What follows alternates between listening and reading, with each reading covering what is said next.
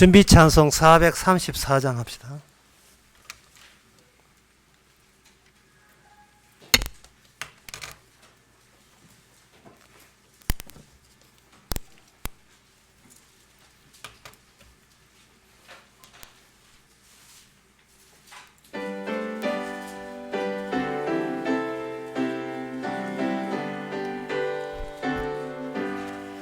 나의 갈 길 다가도록 예수 인도하시니 내 주 안에 있는 긍휼 어찌 의심하리요. 믿음으로 사는 자는 하늘 위로 받겠네. 무슨 일을 만나든지 만사형통하리라.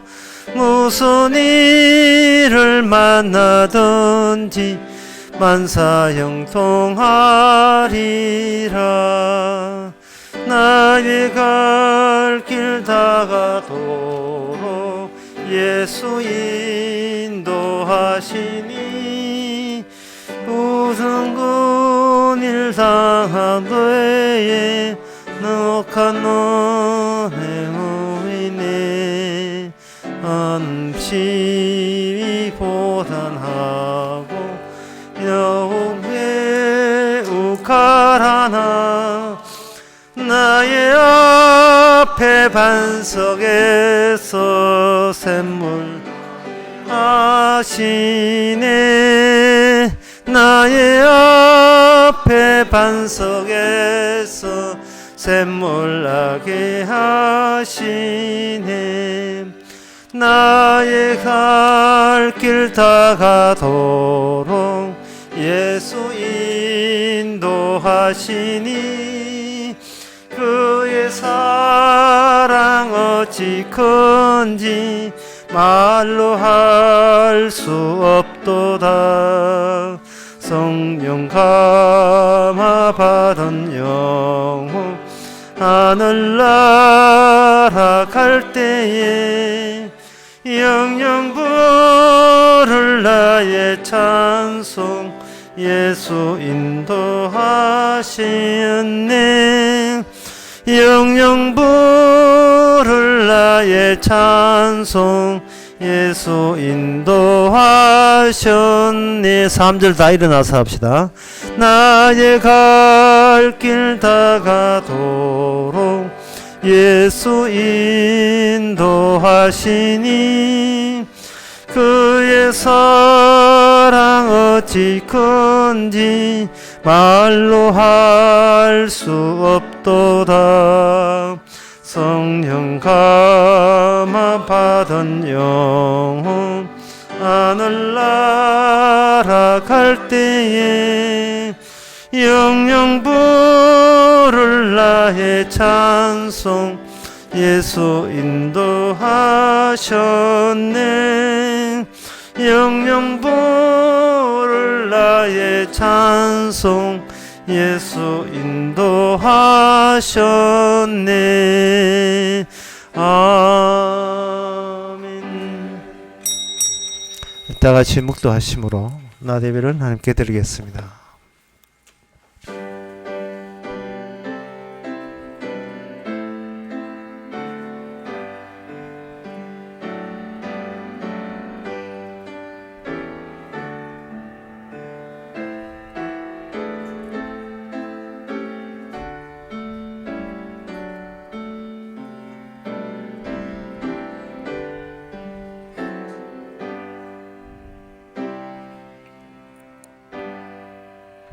전능하사 천지를 만드신 하나님 아버지를 내가 믿사오며 그 외아들 위주 예수 그리스도를 믿사오니 이는 성령으로 잉태하사 동년 마리아에게 나시고 본디오 빌라도에게 고난을 받아사 십자가에 못 박혀 죽으시고 장사한 지 사흘 만에 죽은 자 가운데서 다시 살아나시며 하늘로서 전능하신 하나님 우편에 앉아 계시다가 저희로서 산자와 죽은 자를 심판하러 오시리라.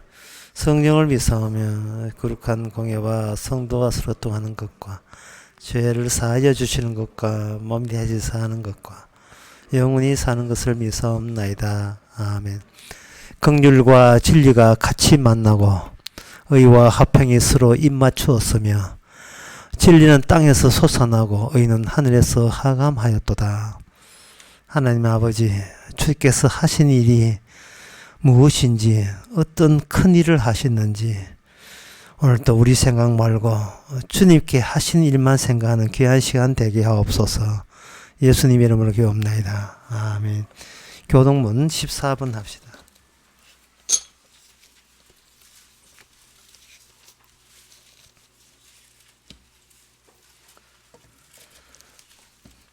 하나님은 우리의 피난처시요 힘이시니 그러므로 땅이 변하든지 산이 흔들려 바다 가운데 빠지든지 바닷물이 흉흉하고 뛰놀든지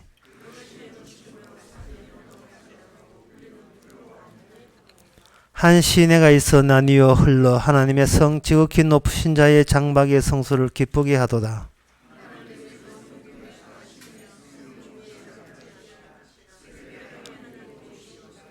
저가 땅끝까지 전쟁을 쉬게 하시며 너희는 가만히 있어 내가 하나님 됨을 알지어다. 만군의 여호와께서 우리와 함께 계시니. 아멘. 자리에 앉아서 찬송가 34장 합시다.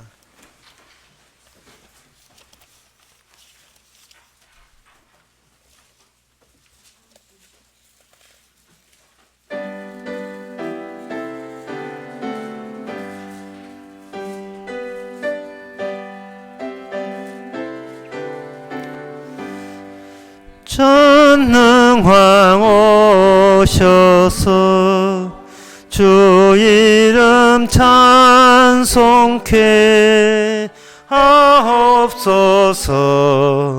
영광과 전능의 성부여 오셔서 우리를 다스려 주옵소서. 강생한 성자여 오셔서 기도를 들으소서. 택하신 백성을 축복해 주시고 거룩한 마음을 주옵소서. 위로해 주 성령 근정서 근정거 두옵소서. 영영한 주시여 여사의 담에서 떠나지 마시고 계십소서. 성삼위일체께 한없는 찬송을 드립니다. 존귀한 주님을 영광 중 배업 영원히 모시게 하옵소서. 아멘. 이 시간 다 함께 기도하실 때 이망도 장로님 기도하시겠습니다.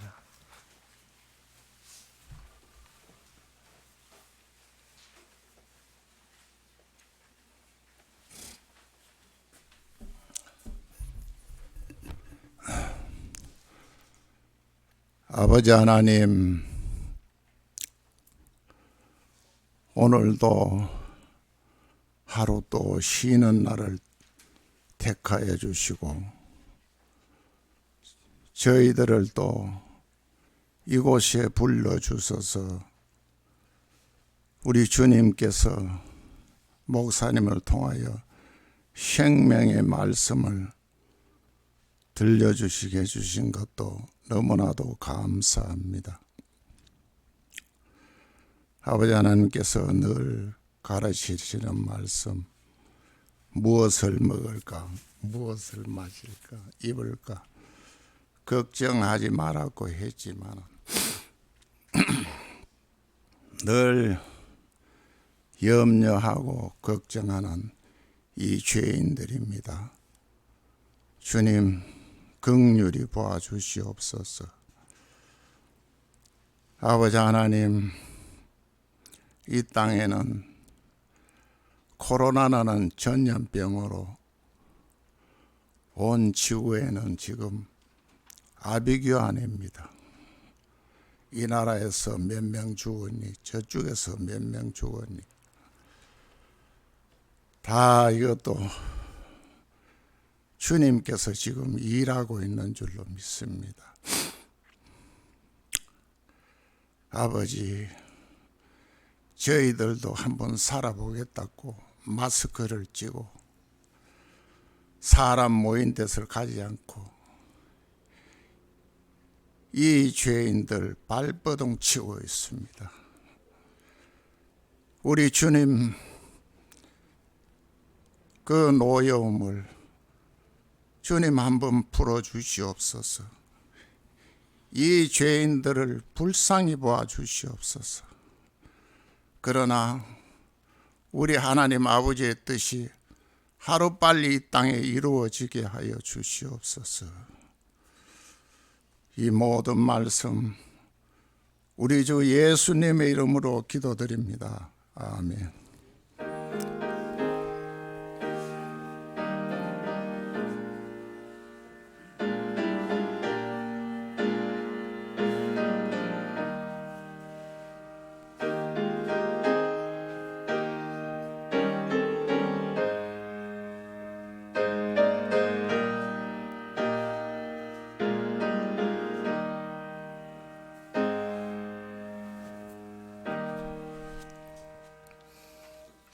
네, 이 시간 광고 시간입니다. 내일 오전 10시 반에 우리 교회에서 대우 성공부 있습니다.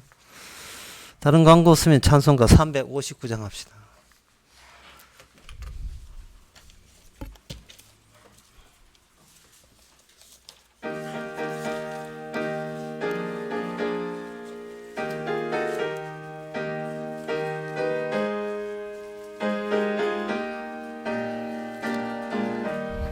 예수가 함께 계시니 시험이 오나 겁없네.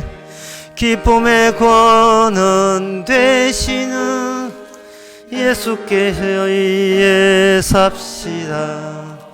날마다 주를 섬기며 언제나 주를 기리고 그 사랑 안에 살면서 딴 길로 가지 맙시다.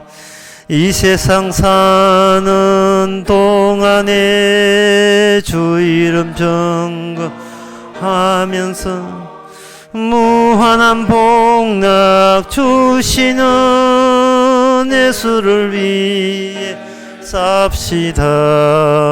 날마다 주를 섬기며 언제나 주를 기리고 그 사랑 안에 살면서 딴 길로 가지 맙시다. 이 세상 친구 없어도 예수는 나의 친구니 불의한 일을 버리고 예수를 위해 삽시다. 날마다 주를 섬기며 언제나 주를 기리고 그 사랑 안에 살면서 딴 길로 가지 맙시다. 주께서 심판하실 때 잘했다 칭찬하리니 이러한 상급 받도록 예수를 위해 삽시다. 날마다 주를 섬기며 언제나 주를 기리고 그 사랑 안에 살면서 딴 길로 가지 맙시다. 하나님의 말씀은 빌립보서 1장 22절에서 24절까지입니다.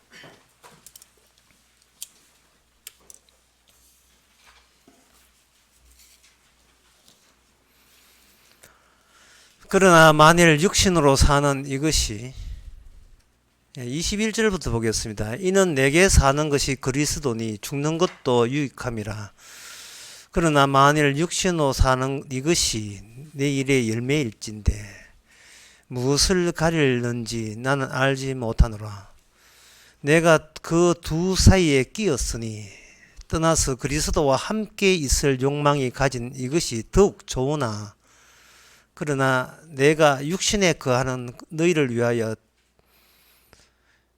더 유익하리라. 아멘. 오늘 이 본문의 사도 바울이 자기의 형편에 대해서, 자기의 심정에 대해서 솔직하게 이야기하고 있습니다. 우리가 아다시피 사도 바울은 성령을 받은 사람이죠. 그리스도의 종이라고 예수님이 이미 확인해 주었습니다. 더 놀라운 사실은 귀신들도 하는 말이 내가 예수도 알고 바울도 안다고 했습니다.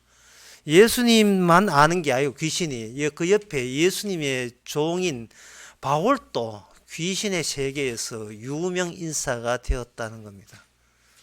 그러니까 이 사도 바울의 이 고백이 단순히 사적인 고백으로 끝나는 것이 아니고 이렇게 빌립보서는 하나님의 계시에 포함이 되어 있어요. 이것은 무엇을 뜻하느냐 하면은 정말 신앙이 있는 사람들은 이 땅에서 어떤 마음가짐으로 살 수밖에 없는가, 그 마음가짐을 대변해 주고 있습니다. 사도 바울이. 오늘 본문을 통해서 사도 바울은 신이 났어. 신이 났어요. 어떤 점에 신이 났느냐 하면은 이미 나는 무엇이 즐거웠냐 하면은 죽는다는 사실이 그렇게 즐겁다는 거예요. 죽는다는 사실이. 미친 사람 아니에요? 죽는다는 것이 그렇게 좋다는 겁니다. 그게 왜냐하면 죽는 것이 내한테 유익이라서 좋은 게 아니고 그리스도께 죽는 것이 유익이 되기 때문에 자기가 즐겁다는 겁니다. 내한테 유익된 게 아니고 나 말고 예수님에게 유익된다는 것이 나는 그렇게 기쁘다는 겁니다. 그걸 통해서 이 사도 바울은 자기를 위해서 살질 않아요. 주님을 위해서 살고 있습니다.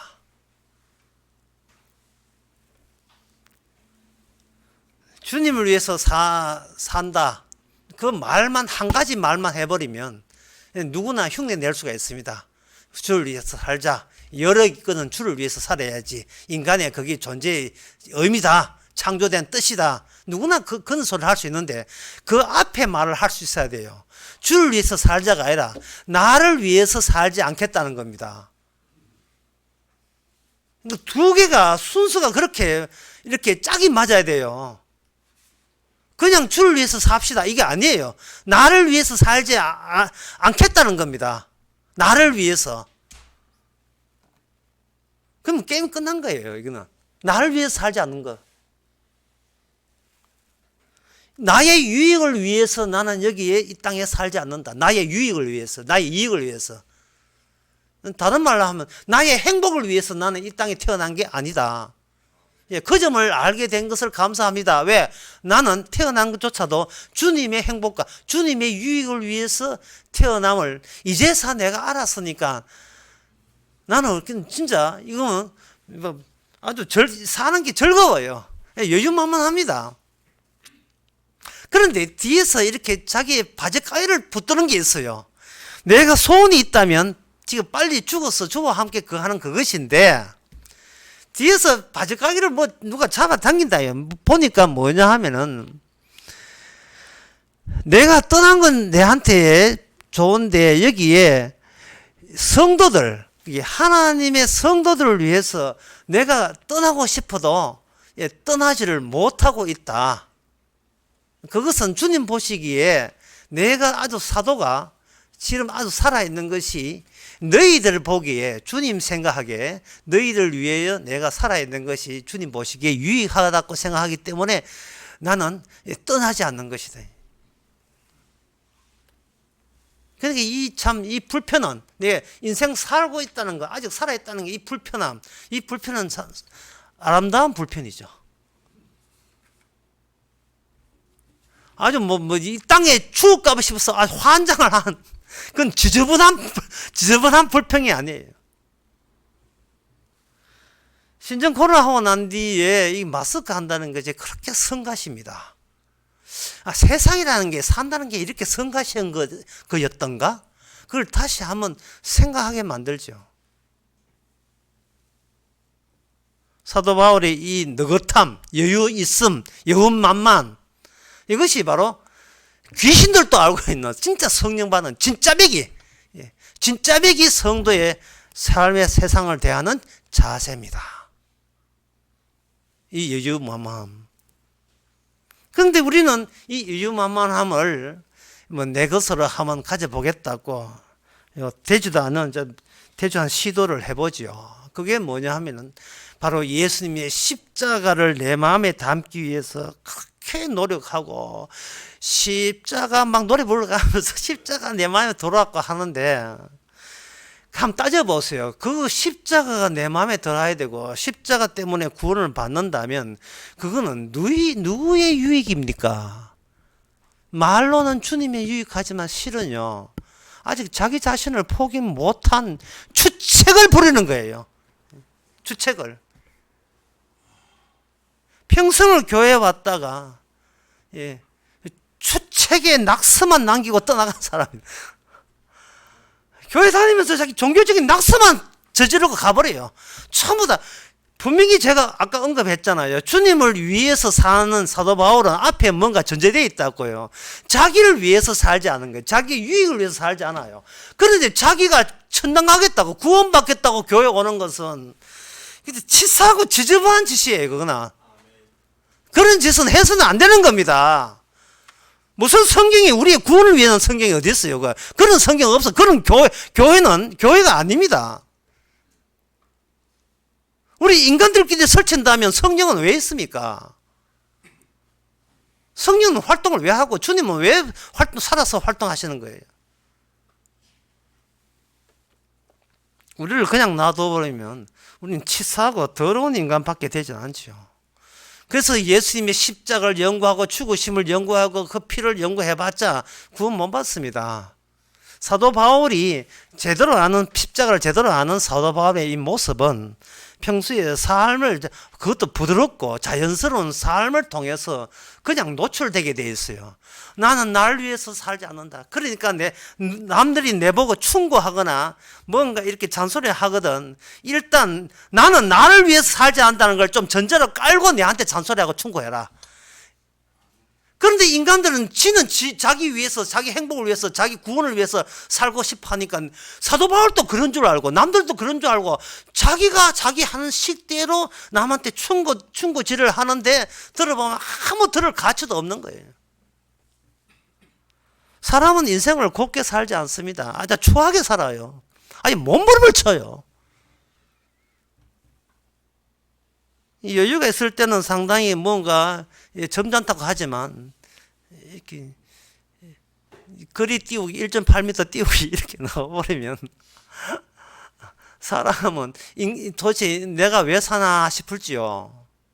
그래서 인간들은 자기 편할 때는 엄마 아빠 좋다 하다가 좀 어려우면 엄마 아빠한테 이름 물어요. 이러려면 왜 저를 낳았습니까? 이러려면 왜 저를 낳았습니까? 자식 입에서 내 낳았다고 부모 보고 닭달 내잖아요. 그 문제가 바로 뭐냐면 주와 목적 그 사이에 자기 자신을 그 자리에, 주어 목적의 자리에 그걸 채우는 거예요. 내가 엄마 아빠 내가 질문할게. 이러려면 나를 왜 낳았어요? 그걸 아까 말씀한 나를 위해서 살아가는 그런 자세입니다. 나를 위해서 살다 보니까 나오는 모든 질문들이 신이시여 어떤 분입니까? 하나님은 왜 저한테 이런 짓을 합니까? 나오는 질문들이 전부 다 나를 위해서가 이게 깔려 있어요. 정말 십자가를 아십니까? 정말 사도 바울처럼 성령 받았습니까? 십자가 붙들고 연구한다고 그거 흉내 낼 수 없어요. 평소의 삶 자체가 나를 위해서 살지 않는 것, 나의 유익을 고려하지 않는 것, 이런 삶이 나오면 누가 뭐래도 십자가 안 한 사람이에요. 고린도전서 13장에 사랑이란 쭉 나열되어 있으면서 사랑이란 자기 유익을 구하지 아니한다. 자기 유익을 요구하지 않는다. 자기 유익을 목표로 삼지 않는다. 자기 이익을 목표로 삼지 않는다는 거예요. 그게 바로 선물로 받은 사랑을 선물로 받은 사람의 특징이에요.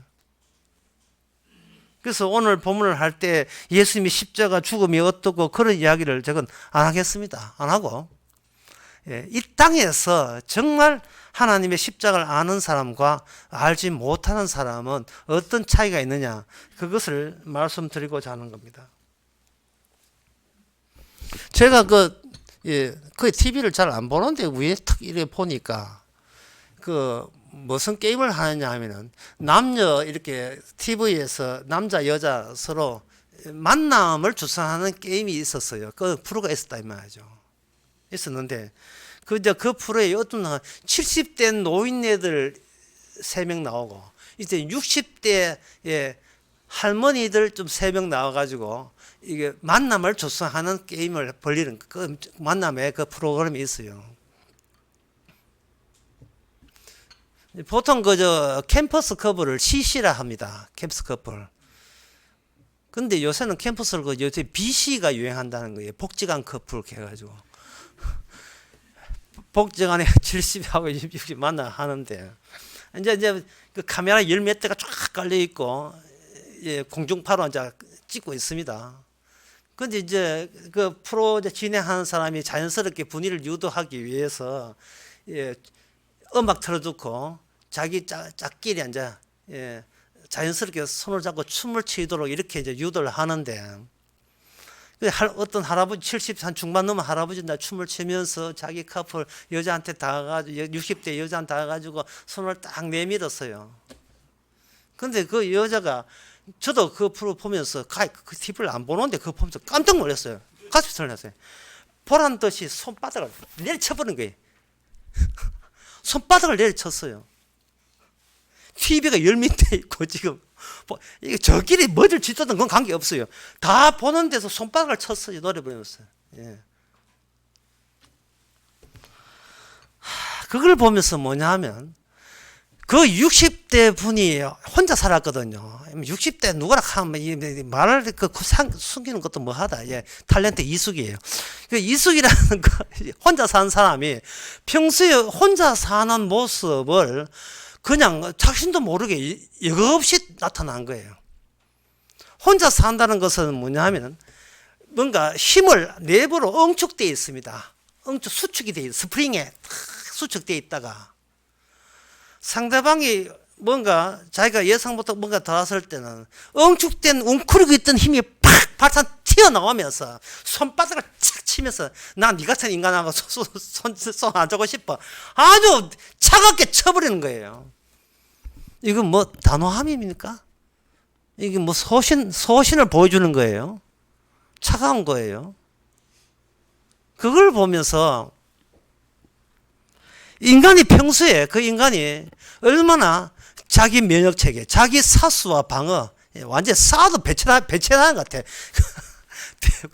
그런 무기가 자기 안에 자기를 지키는 무기로 꽉 차 있다는, 힘이 엉축되어 꽉 차 있다는 거예요.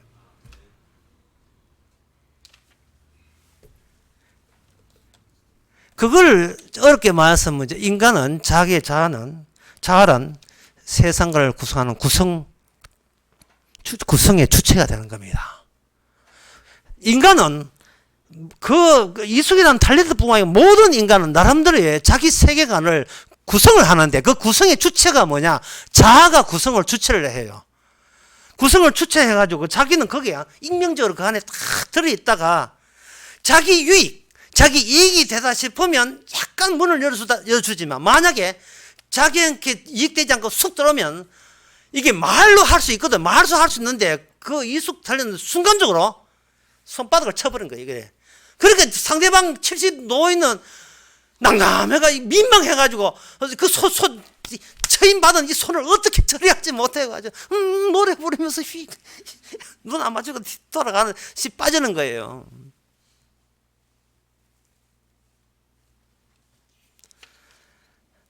사도 바울이 십자가를 알았다는 말은 이런 뜻입니다. 인간이 십자가를 통해서 범죄한 것이 맞다. 그게 확정되기 때문에 범죄한 인간에서 나온 것은 다 범죄한 거예요. 이게 사도 바울이 십자가입니다. 의인은 없나니 하나도 없다. 그러면 범죄한 인간이 믿는 신은 당연히 거짓된 우상입니다. 하나님이 우상이란 말이죠. 하나님이 우상. 그럼 만약에 인간이 범죄한 존재가 아니라고 여긴다면 사도 바울은 십자가를 알기 때문에 범죄한 인간으로 뭐든지 죄다 하는 거 아는데 만약에 인간이 범죄한 존재가 아니라고 여긴다면 필시 여기에 뭐가 들어가냐 하면 윤리성이 발휘되게 돼 있어요. 인간의 윤리성이. 어떤 신이냐면 윤리적 신으로 등장합니다. 그럼 이 하나님이 윤리적 신이라면 그 다음부터는 하나님과 인간과의 교류할 수 있는 장이 열려요. 내 안에 있는 윤리적인 면과 하나님의 윤리적인 면이 서로 소통이, 교류가 가능하다고 생각하는 거예요. 그렇다면 이것은 뭐냐? 하나님과 인간이 동일한 채널을 갖고 있다는 뜻이고요. 그 다음부터 인간이 구원받는다는 것은 하나님이 요청한 것을 인간의 윤리를 발휘해서 그 요청한 것을 부응하게 되게 되면 그러면 그 구원이 된다는 거죠. 물론 인간이 신체는 완전하지 않으니까 인간이 할 수 있는 부분만 인간이 최선을 다해서 하고 나머지는 하나님의 은혜로 맞아 채우게 되면 인간은 구원이 된다는 논리가 성립되는 겁니다. 이것은 어떤 경우라도 인간은 죽어 있으면 안 되고 살아서 펄떡거려야 되고 인간은 무능한 존재만 되면 안 되고 인간은 어떤 면에서 유능한 인간으로서 하나님의 말씀에 반응을 나타내는 그런 존재일 경우에만 구원이 된다는 구원이 성립된다는 논리. 이것이 바로 우상이에요. 이게 악마가 만든 신입니다.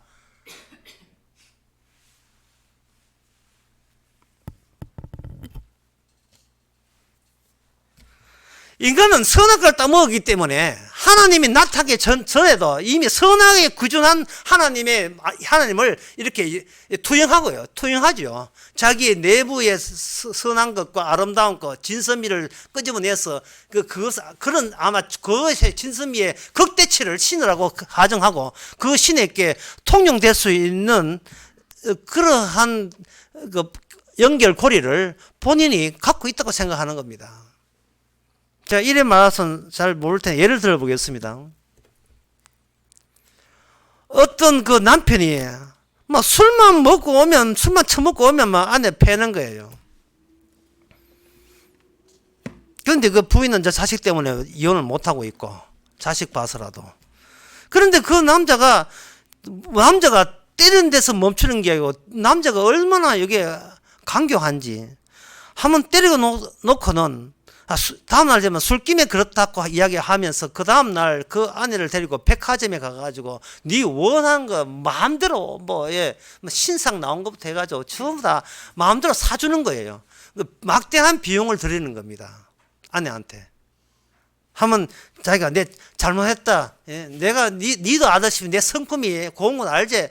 술만 들어가면 그래 되는데 내 개 되는데. 네가 그만큼 네가 사람이 좋아서 나 같은 인간 봐줘서 고맙다라고 진심 어린 사과인 것처럼 하면서 백화점 가가지고 평소에 필요한 거 사주고 했다 이 말이죠.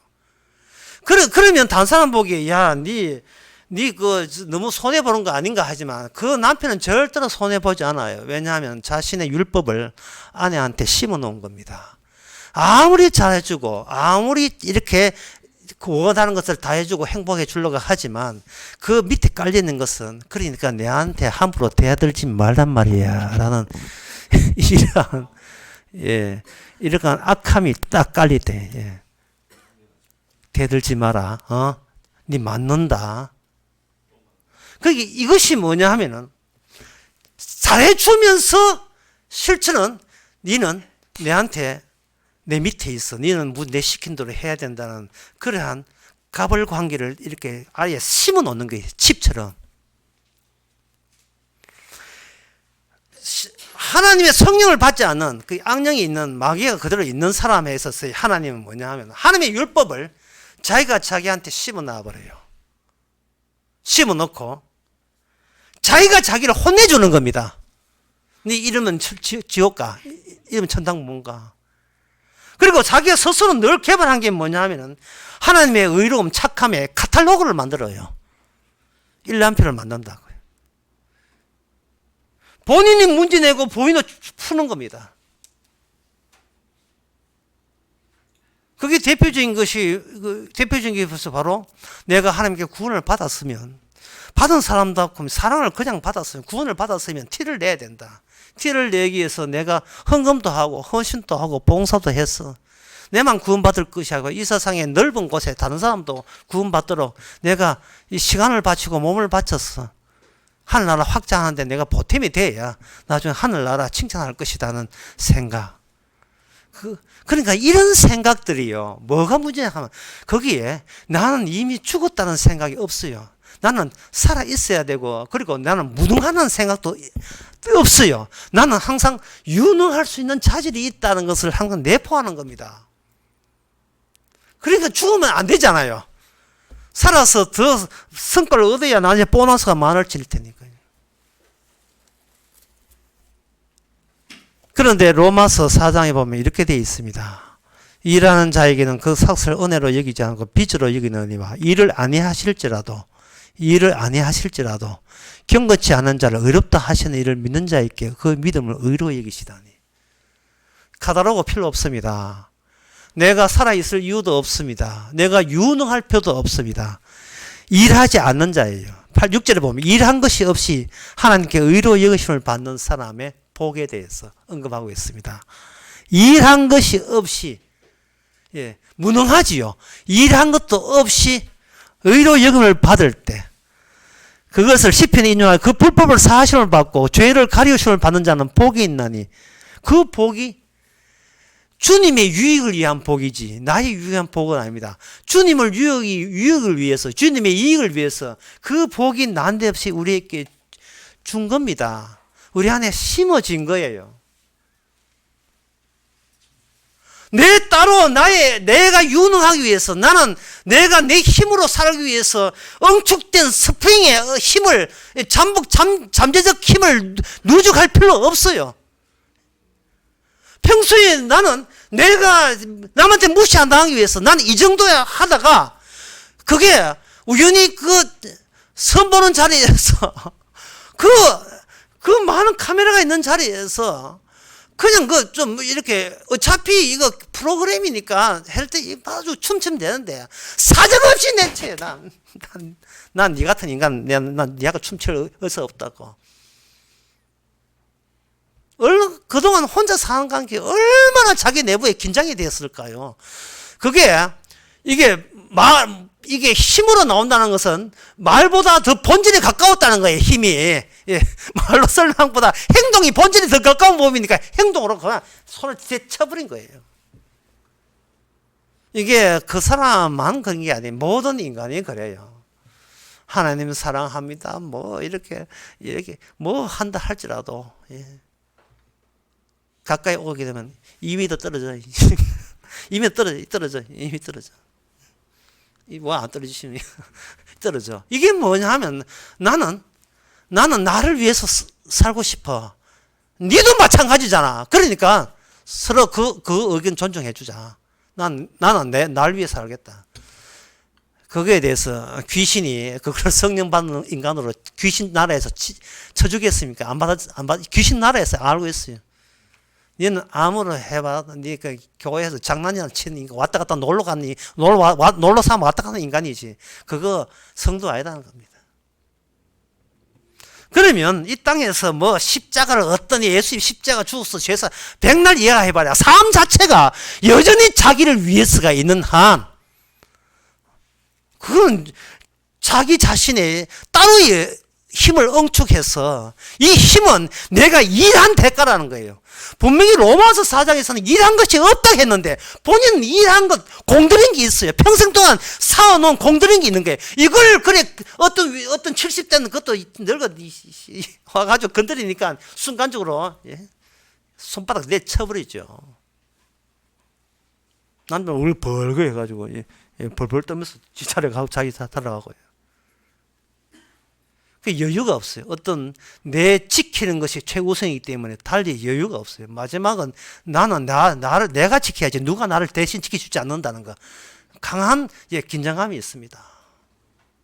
이거는 결혼 하나 혼자 사나 둘 품은 마찬가지예요. 애들도 마찬가지고요.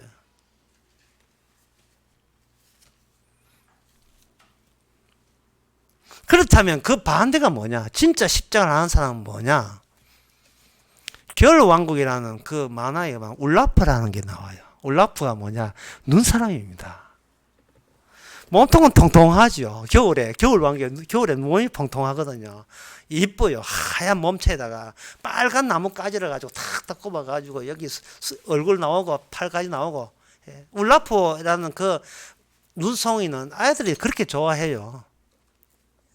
그런데 그렇게 통통한 아름다운 실체 하얀 눈송이 얼마나 예쁘고 멋집니까? 그러니까 여름 되니까 그 울라프 눈송이가 다 녹아버리고 이쁘장한 나뭇가지가 놓을 자리가 없네요. 꽂을 자리가 없어요. 눈송이가 눈사람이 아니었습니다. 흙탕물이었어요.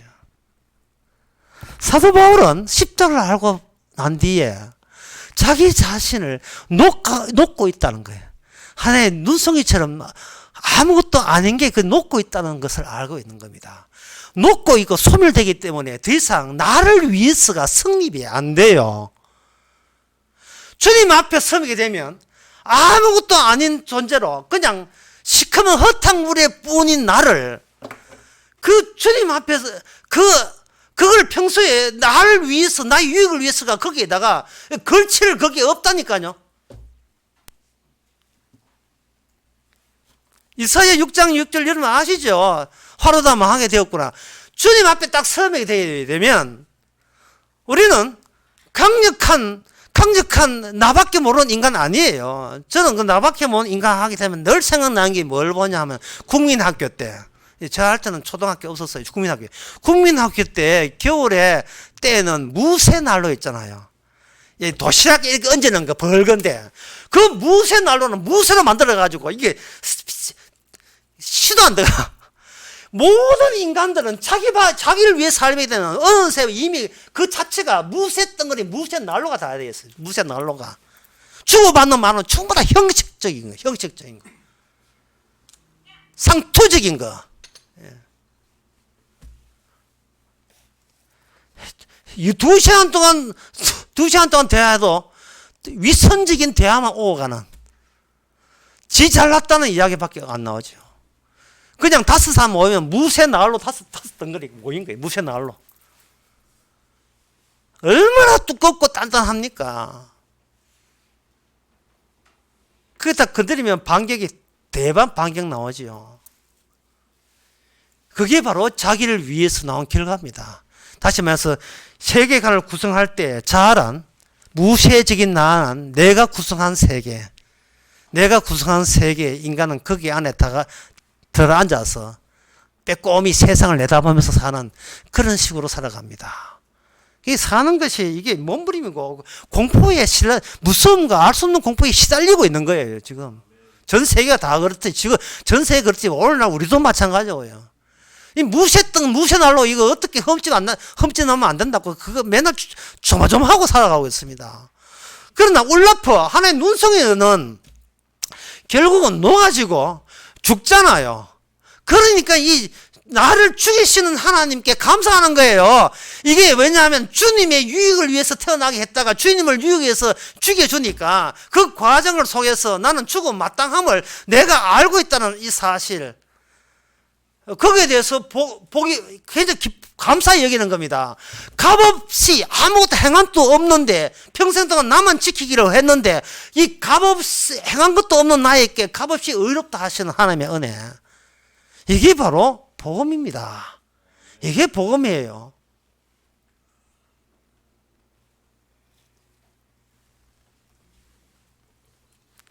윤리적 신 아닙니다.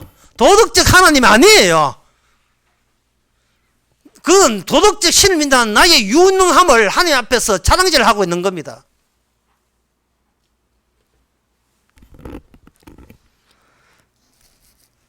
그렇다면 이 말은, 그렇다면 무쇠 난로 같은 나가 어떻게 울라프 같은 눈송이처럼 되느냐? 그것은 바로 이 난로 말고 초과적인 것이 나와야 돼요. 아무리 내가 윤리적이고 도덕적으로 연구하고 하나님의 영광을 위해서 하나님의 선한 형상을 본받기 위해서 아무리 노력해도 그것은 내가 할 수 있는 것 가지고 돌리는 거거든요. 내가 할 수 있는 거가 돌려봤자 자기 자랑밖에 안 되는 겁니다.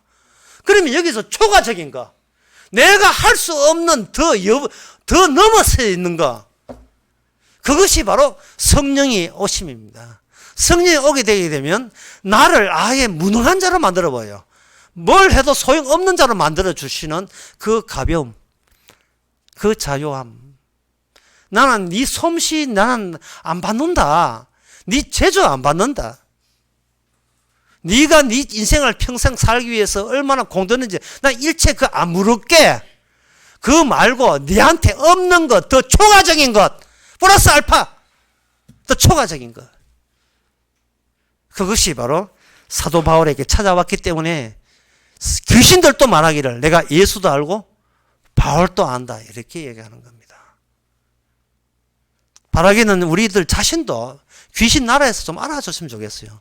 저 인간은 자기의 솜씨 부리며 사는 인간이 아니고 다른 여분의 초과거친 것에 의해서 살아가고 있는 사람. 죽는 것도 좋아서 죽어서 좋다고 오히려 죽날을 기다리는 그런 자유로운 사람인 것을 마귀 나라에서 좀 알아줬으면 좋겠어요. 하지만 사도 바울 오늘 본문에 있어서 내가 죽고 싶은데 하지만 내 바지가이를 또 잡아 당기는 게 있거든요. 사도 바울님 죽으면 안 돼요. 복음 더 전해줘야 되고 요청하는 바로 하나님의 백성들이 있는 거예요. 그러면 자기의 사명이 있는 겁니다. 그러면 그 초과적인 것 안에 뭐가 포함되어 있느냐? 바로 봉사가 포함되어 있습니다. 죽는 건데 네가 죽고 싶은 건 아는데 주님께서 하시면 사도 바울아 좀 참아라. 지금 현재 사도 바울이 옥에 갇혔습니다. 옥에 갇혀가지고 이제 옥 당하면 이제 사형이다 해 좋다고 하는데 아니야. 네가 옥에 갇힌 걸로도 너는 뭔가 계속해서 봉사해야 되고 일을 해야 되는 겁니다. 그러면 그 봉사하고 일을 한다는 것은 그건 뭐냐 하면은 사도 바울처럼 자기를 위해서 살지 않는 사람을 만나는 거예요. 나처럼 내가 나를 위해 살지 않는 사람처럼 그것도 남도 자기를 위해 살지 않는 사람 그런 사람 만날 수 있도록 하나님께서 사도 바울에게 봉사를 하는 겁니다. 그러면 이 봉사를 할 때 봉사냐 아니면 그것도 나의 자랑질이냐를 어떻게 하느냐. 여기 22절에 보면 나옵니다. 그러나 만일 육신으로 사는 것이 내게 이 일의 열매일진데 이것도 하나님의 열매인데 내가 육신 남아있는 게 무엇을 가리려는지 나는 알지 못한다. 무엇을 선택해야 되는지 나는 모르겠다는 거예요. 그러면 뭐냐? 봉사는 자신이 몰라야 돼요. 그래야 봉사하는 것도 초과적인 것도 내 여분의 것이 돼요. 노리고 봉사하면 안 된다며. 나는 우리 교회 꼿꼿이 해야지. 이 노리고 봉사하게 되면 이 꼿꼿이 말씀을 안 들고 지 꼿꼿이가 잘 있는지 물 언제 줘야 되는지 그것만 신경 쓴다고요. 자기가 봉사하는 것에 집중해버리면 그게 자기의 우상이 돼버려요. 누가 자기 거 건드리면 화를 내게 되어 있습니다. 자기 돌아가신 할아버지가 3대째 신앙인 3대째 모태 신앙 이렇게 돼 가지고 누가 건드려 버리면 그 예배당 자체가 자기 할아버지가 집 바치고 자기는 전세로 빠지고 여분의 돈 가지고 부흥사한테 쏘아가지고 교회에 목도 냈다고 한다면 그러면 그 교회에 예배당 벽돌을 행가 철없는 애가 주일학교 아이가 건드리면 발가 친다면 그거는 자기 할아버지를 건드리는 거예요. 그게 무슨 봉사입니까? 주식 투자한 거지요. 그 교회에 투자한 것이 봉사가 아닙니다.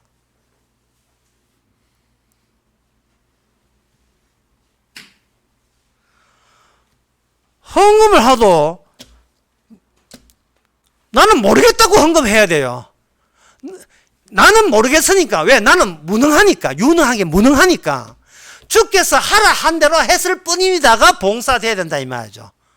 누구 옆 사람 안면 톡 하지 말고, 누구 뭐 어떻게 하지 말고.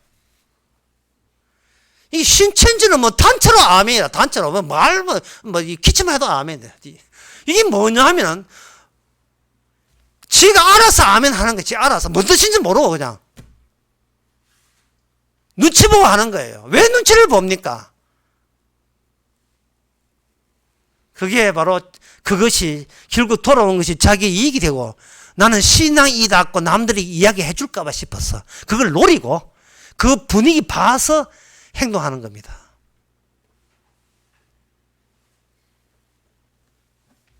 그래서 이 봉사가 무엇이냐 또는 이렇게 사도 바울이 주님의 유익이 무엇이냐를 우리가 언급하려면 무엇이 봉사가 아닌지 또 하나님의 뜻에 무엇이 위배되는지를 한번 보시는 게 좋겠지요. 사무엘하 14장에 보면 여기 압살롬이라는 사람과 그리고 요압이라는 사람이 나옵니다. 사무엘하 13장 38절에 13장 끝에 보면 압살롬이 도망하여 거술에 가서 그 한지 3년이라 다윗의 마음이 압살롬에게 향하여 간절하니 암몬은 이미 죽었으므로 왕의 위로를 받았습니다 라고 되어 있어요. 그 다음에 14장에 스루야의 아들 요압이 왕의 마음을 압살롬에게 향한 줄 알고 이야기가 이렇게 되는 겁니다. 구약에 나오는 이 압살롬, 성경점 본 사람은 이 단어가 압살롬이나 어떤 사람인지 여러분 아실 거예요. 모양새는 테리우스 같습니다. 머리 쫙 길고, 남자 너무 잘생겼어요. 또 신성 같아요. 테리우스가 이렇게, 내가 보진 않았습니다만, 압살롬. 너무 머리카락이 잘생기고, 그 남자 가운데 제일 잘생긴, 이스라엘 중에서 제일 제일 잘생긴 남자가 압살롬이에요. 요압은 뭐냐, 왕의 제2인자, 이스라엘 제2인자입니다. 이 사람 이야기가 사무엘하에 보면 쭉 나오거든요. 열왕기 2장까지 또 나옵니다. 이 압살롬과 이 요압이 한 통속이 되는데, 같은 마음이 되는데, 이 사람들의 특징이 뭐냐 하면은, 이스라엘이라는 국가의 권력을 행사하고 이스라엘이 유지하기 위해서는 여기 이스라엘 왕이 될 수 있는 최고 권력자가 누가 되느냐에 대해서 기회를 공평하게 주는 것이 옳지 않느냐라는 생각을 가진 사람이 누구냐? 요압과 압살롬이에요. 다시 너무 문장이 기니까 짧게 하겠습니다. 이스라엘 왕이 누가 되느냐에 대해서 능력 있고 유능한 사람에게 공평한 기회를 주는 것이 그게 합리적인 사고방, 합리적인 생각입니다. 라고 생각했던 사람들이 요압과 압살롬이에요. 들어보니까 상당히 공정성 있는 것처럼 보이죠. 최고 왕이 되는데, 다윗 다음에 왕이 되는데, 그 다윗은 지금 점점 늙어가고 있고 차기 왕이 이제 궁금한 거예요. 그럴 때 요압은 누굴 밀어주느냐 하면 압살롬을 밀어주는 겁니다. 왜냐? 압살롬이 인기 짱이거든요. 인물 잘생겼지요. 너무 사람들에게 호감형이죠. 요즘 같으면 조국이라고 보면 됩니다. 가만히 너 조국이 거기서 왜 나왔는지 모르겠어. 조국 교수.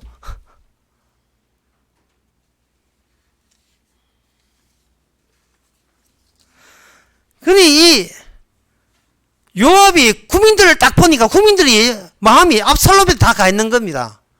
그런데 빨리 다윗 왕은 늙어가고 있고 빨리 이게 다음 차기 왕이 돼야 예, 국가가 안정이 되어야 외세로부터 버텨낼 수가 있습니다. 그런데 다윗은 미근적 어떤 결정을 안 내려요.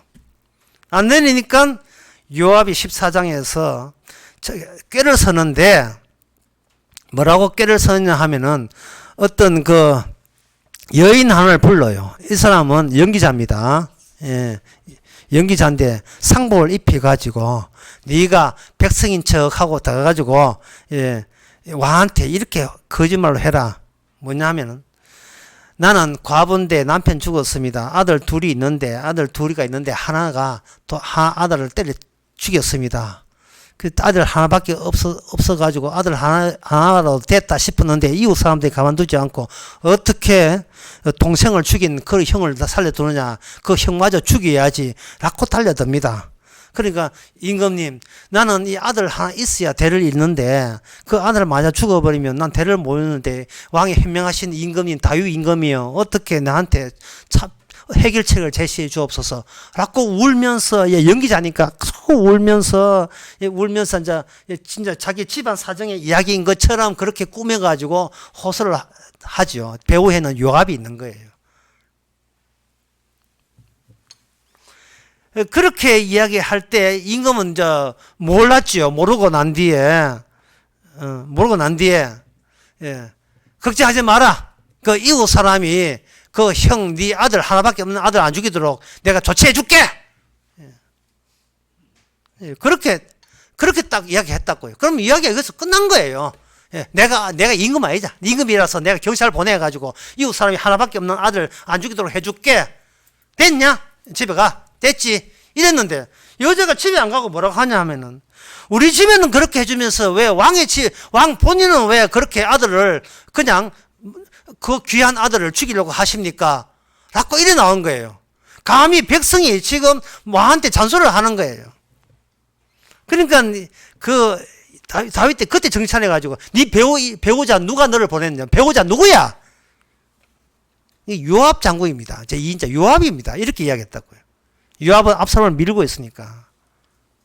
지금 제가 하는 이야기가 뭐냐 하면 오늘 본문에서 자기를 위하여 자기 유익을 위해서 노골적으로 나는 나의 이익을 위해 삽니다. 남을 떠벌지 않더라도 인간의 평소에 모든 세상을 살아가면서 내 자아라는 것이 자기를 유익을 위해서 세상을 구성한다 했거든요.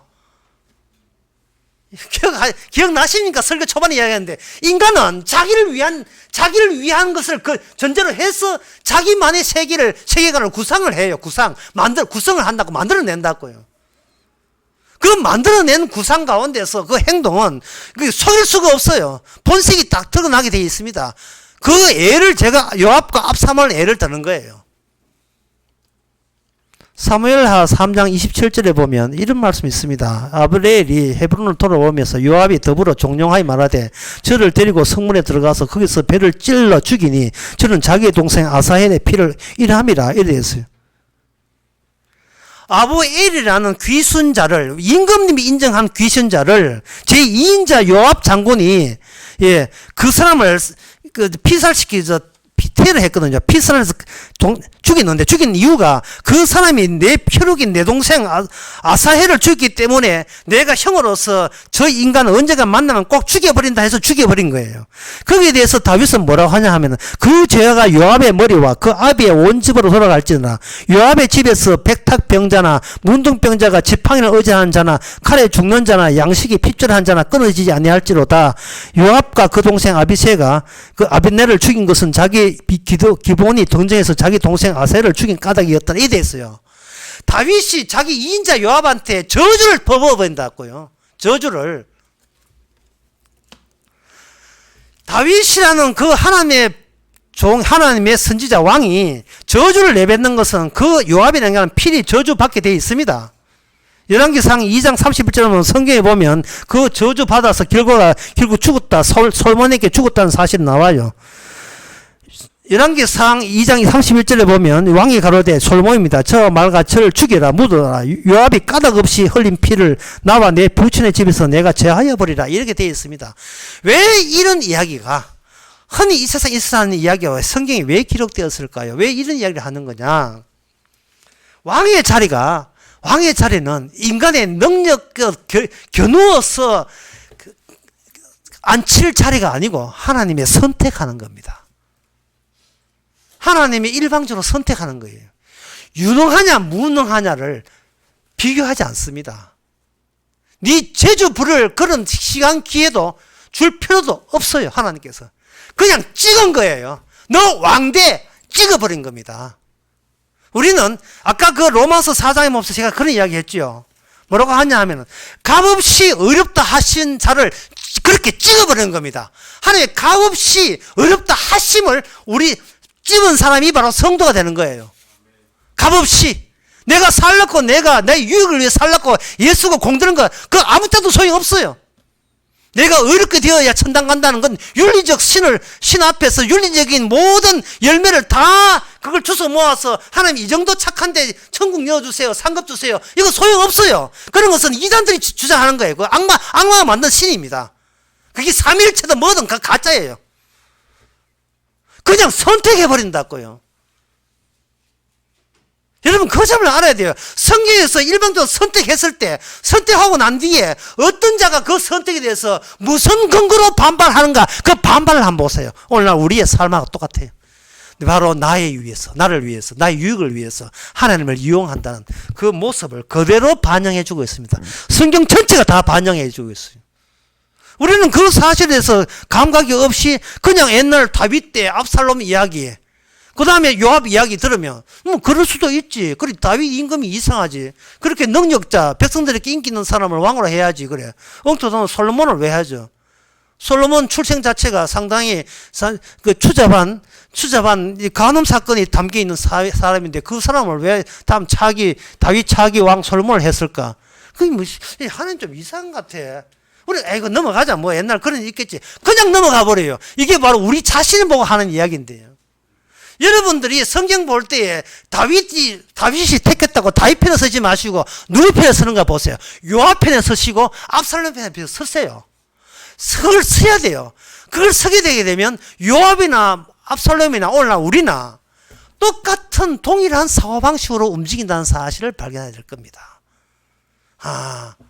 나는 그러니까 이 요압과 압살롬 이 사람들이 하나님을 안 믿는 게 아니고 여호와를 안 믿는 게 아니고 그 사람들 요새 말하는 교회 안 다니는 사람이 아니에요. 교회 다니고 하나님 다 믿어요. 하지만 그 사람들은 전혀 신앙이라고 하지만 신앙이 아니에요.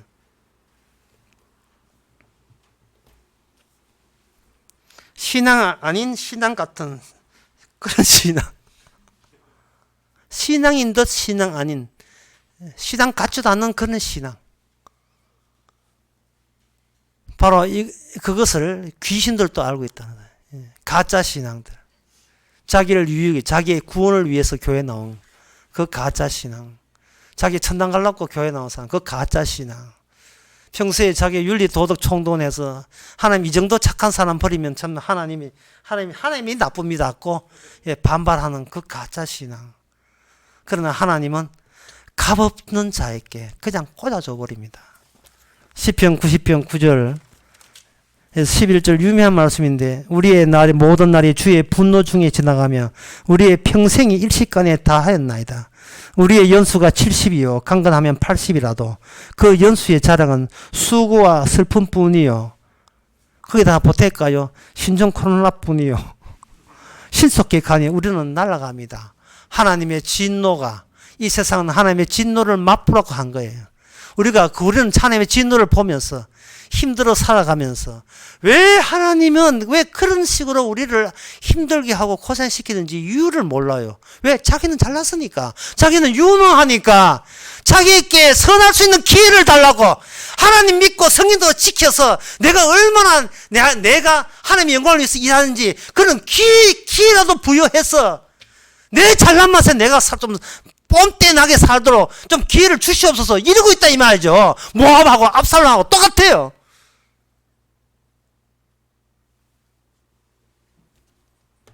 봉사를 하는 건 나는 몰라요.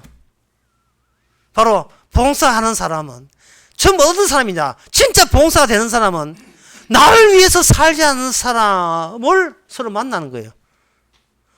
자기 이익과 유익과 자기 구원을 위해 살지 않는 사람이에요. 주께서 하게 하셨던 겁니다. 그걸 수학에서는 뭐라고 하나? 합동이라고 해요. 합동. 모양새가 달라도 밑변 같고 각이 같으면 그건 합동이에요. 합동.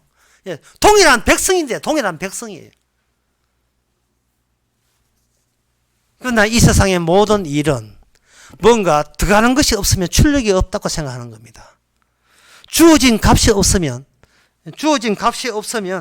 출력하는 것도 없다고 여기는 거. 그걸 함수강이라고 하는데 인간은 뭘 해야 된다는 거예요. 자꾸만. 지금 주께서 숨쉬게 하시고 주께서 살려주시는데 그거는 봉사하라고 하는 거예요. 그게 어디에 봉사할지 본인은 몰라요. 현재 주께서는 그때 알려줄 겁니다. 그래야 주님의 공로가 살잖아요. 값없는 일한 것도 없는데 하나님께서 의롭게 하시는 그 가치를 그 개체를 살리기 위해서는 우리는 어떤 자세가 되느냐. 주여 제가 이 땅에서 그냥 있는 것 짜증납니다. 짜증나고 주와 함께 있는 게 참 좋습니다. 하지만 주께서 그냥 오지 말고 봉사가 오와 네 필요한 사람 내가 필요한 사람 되게 만들게 라고 하시기 때문에 사도 바울은 언제 죽을지 모르겠지만 사나 죽으나 나 그 속에 끼어 있다는 겁니다. 여러분 죽고 싶다는 말은 뭐냐? 죽음보다 더 좋은 것이 발견됐기 때문에 유들하고 정말 가벼운 거예요. 내 죽음보다 내 죽음이라는 그 내 목숨 가치보다 더 좋은 가치를 발견했을 때는 우리는 뭐 더 이상 부를 게 없이 기쁘지요. 그 기쁨으로 봉사해야 돼요. 그 기쁨으로. 예. 얼마 전에 보니까 그런 사람 하나 나타났어요. 우연히 또 TV를 딱 보는데 안 보는데 또 보이 나타났어요. 뭐냐 하면 그 미스터 드럭에 나오는 장민호가 있는데 장민호 그 사람이 나이 40 내가 잔주름이 이렇게 끼어 있어요. 잔주름이 끼어 있는데 어떤 그 아주머니가 어떤 분이 그 장민호라는 드럭 가수가 너무 좋아서 난 당신의 그 잔주름에 끼어 죽고 싶어요. 그래서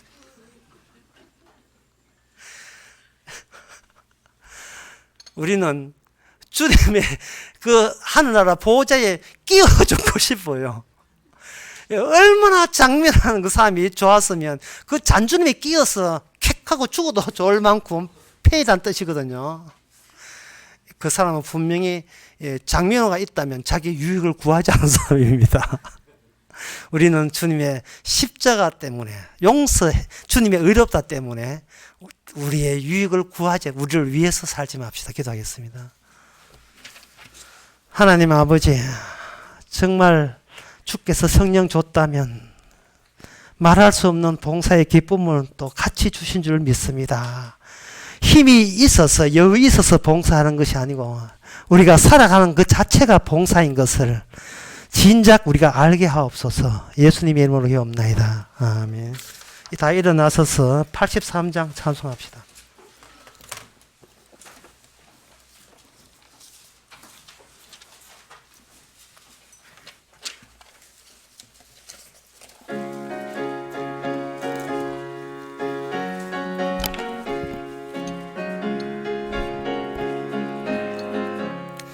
나의 맘에 수심 구름 가득하게 덮이고 슬픈 눈물 속절없이 흐를 때 인자하고 부드러운 음성으로 부르사 나를 위로하리 누가 있을까.